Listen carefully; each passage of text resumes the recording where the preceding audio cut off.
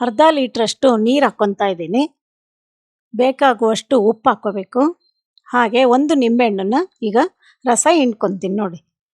ಅರ್ಧ ಲೀಟ್ರಿಗೆ ಆಗಷ್ಟು ನಾನು ಅಳತೆ ನಿಮಗೆ ತೋರಿಸ್ತಾ ಇರೋದು. 2 ನಿಂಬೆಹಣ್ಣು ಹಿಂಡ್ಕೊಂಡಾದ್ಮೇಲೆ ಉಪ್ಪು, ನಿಂಬೆಹಣ್ಣಿನ ರಸ, ನೀರು ಚೆನ್ನಾಗಿ ಮಿಕ್ಸ್ ಆಗೋ ಥರ ಚೆನ್ನಾಗಿ ಕೈ ಆಡ್ಕೊಳ್ಳಿ. ಇದಕ್ಕೊಂದು ಸಿಂಪಲ್ ಆಗಿ ಒಗ್ಗರಣೆ ಮಾಡ್ಕೊಳ್ಳೋಣಂತೆ. ಅರ್ಧ ಸ್ಪೂನ್ ಎಣ್ಣೆ ಹಾಕ್ಕೊಂಡಿದ್ದೀನಿ, ಸ್ವಲ್ಪ ಸಾಸಿವೆ ಹಾಕ್ಕೊಂಡಿದ್ದೀನಿ, ಹಾಗೆ ಸ್ವಲ್ಪ ಜೀರಿಗೆ, ಸ್ವಲ್ಪ ಹಸಿಮೆಣಸಿನ್ಕಾಯಿ ಚೂರು, ಸ್ವಲ್ಪ ಬೆಳ್ಳುಳ್ಳಿ, ಸ್ವಲ್ಪ ಕರ್ಬೇವಿನ ಸೊಪ್ಪು, ಜಜ್ಜಿಟ್ಟಿರೋ ಶುಂಠಿ ಇಷ್ಟು ಹಾಕ್ಕೊಂಡು ಚೆನ್ನಾಗಿ ಕೈ ಆಡ್ಕೊಳ್ಳಿ. ಘಮ ಘಮ ಅನ್ನೋ ಒಗ್ಗರಣೆ ರೆಡಿ ಆಯಿತು. ಈಗ ಒಗ್ಗರಣೆನ ನಿಂಬೆಹಣ್ಣಿನ ನೀರಿಗೆ ಹಾಕ್ಕೊಂಡಿದ್ದೀನಿ. ಒಂದೇ ಒಂದು ಪಿಂಚಷ್ಟು ಕರಿಮೆಣಸಿನ ಪುಡಿ ಹಾಕೋತಾ ಇದ್ದೀನಿ. ನಿಮಗೆ ಎಷ್ಟು ಬೇಕೋ ಅಷ್ಟು ನಿಮ್ಮ ರುಚಿ ತಕ್ಕಂಗೆ ಹಾಕ್ಕೋಬೋದು. ಒಂದು 1/4 ಸ್ಪೂನ್ ಅಷ್ಟು ಕೊತ್ತಂಬರಿ ಸೊಪ್ಪು ಸಣ್ಣಕ್ಕೆ ಹೆಚ್ಚಿಟ್ಟಿರೋದು ಇಷ್ಟು ಹಾಕೊಂಡ್ಮೇಲೆ ಚೆನ್ನಾಗಿ ಕೈ ಆಡ್ಕೊಳ್ಳಿ. ಇದೇನಪ್ಪ ನೀರಿಗೆ ಒಗ್ಗರಣೆ ಹಾಕ್ಬಿಟ್ರು ಅಂತ ಅನ್ಕೋಬೇಡಿ. ಸ್ಟವ್ ಮೇಲೆ ಪಾತ್ರೆ ಇಟ್ಟಿದ್ದೀನಿ. ಅದಕ್ಕೆ ನಾವು ಮಾಡ್ಕೊಂಡಿರೋ ನಿಂಬೆಹಣ್ಣಿನ ಮಸಾಲೆ ನೀರು ಅಷ್ಟು ಹಾಕ್ಕೊಂಡು 2 ನಿಮಿಷ ಚೆನ್ನಾಗಿ ಕುದಿಸ್ಕೋಬೇಕು. ಈ ಥರ ಕುದಿಸೋದ್ರಿಂದ ನಾವು ಹಾಕಿರೋ ಪದಾರ್ಥದಲ್ಲಿರೋ ಅಂಶ ಎಲ್ಲ ನೀರಲ್ಲಿ ಬರುತ್ತೆ ನೋಡಿ.